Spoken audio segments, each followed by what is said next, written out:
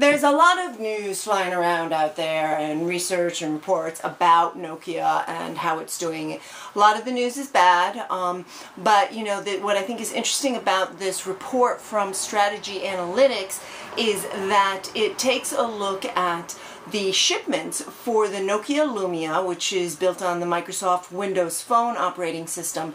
The shipments over the first 3 quarters that the phone was available, and then compares that with the iPhone and Samsung's Android devices and in the first 3 quarters that they were available. The idea here being that, you know, the first 3 quarters is when a lot of the hype surrounding a new device is out there, and it you know, can go a long way towards determining a brand's future in the fast-moving mobile space. So while, you know, we know what a huge success the iPhone has gone on to be, and as well as Samsung's some of Samsung's Android devices, specifically the Galaxy S3 series. Interestingly, the Nokia Lumia has shipped significantly more devices in its first 3 quarters than either of those did. Now, a lot of that has to do with the fact that the mobile space is more mature now. Those phones were introduced, you know, several years ago, so the mobile space is significantly bigger.